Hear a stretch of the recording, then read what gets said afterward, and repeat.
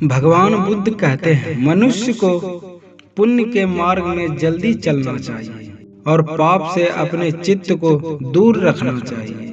अगर मनुष्य पुण्य का काम आलस से करता है तो उसका मन पाप में प्रसन्न होता है। अगर मनुष्य से कोई पाप हो जावे तो उसको फिर न करना चाहिए। पाप में उसको खुश न होना चाहिए। पाप का इकट्ठा होना दुखदाई है। अगर मनुष्य से कोई पुण्य हो जावे तो उसको फिर करना चाहिए। पुण्य में उसे खुशी मिलती है। पुण्य का जमा होना सुखदायक है। पापी को भी सुख दिखाई पड़ता है जब उसका बुरा कर्म फल नहीं लाता, परंतु जब उसका बुरा कर्म फल पक जाता है तो उसकी बुराई उसे दिखाई देती है। सज्जन पुरुष को भी बुरे दिन देखने पड़ते हैं जब तक उसका अच्छा कर्म पकड़ा नहीं जाता, परंतु जब उसका अच्छा कर्म पक जाता है तब वह अच्छे दिन देखता है। किसी मनुष्य को पाप को तुच्छ न समझना चाहिए। अपने दिल से यह कहकर कि वह अब मेरे पास न आएगा। पानी की एक एक बूंद गिरने से घड़ा भर जाता है, उसी प्रकार मूर्ख पाप से भर जाता है।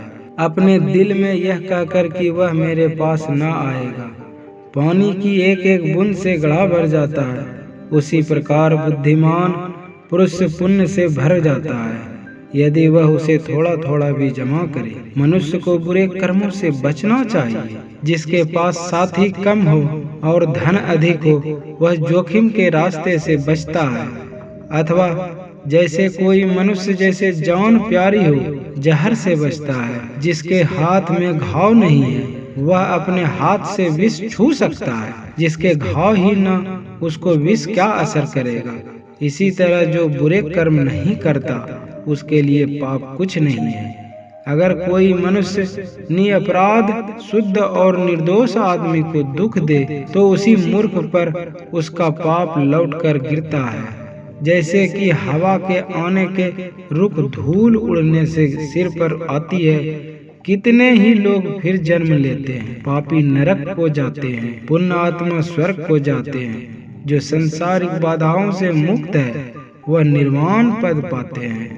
न आकाश में, न समंदर में, न पहाड़ों की गुफाओं में, न तमाम दुनिया में कोई ऐसी जगह है जहां मनुष्य बुरे कर्म के फल से बच सकता है। न आकाश में, न समुंदर में जहां मनुष्य को मौत न आ सकती है। अफसोस, थोड़े समय में यह शरीर तुच्छ हालत में बेजान बेकार लट्ठे की तरह पृथ्वी पर पड़ा रह जाएगा। जितनी हानि बैरी को बैरी से या दुश्मन को दुश्मनी से पहुंच सकता है, उससे अधिक हानि को कर्म में लगाया हुआ मन पहुंचावेगा। न माँ, न बाप, न कोई और सगी संबंधी इतना भला कर सकेगा जितना सुकर्म में लगा हुआ मन कर सकता है।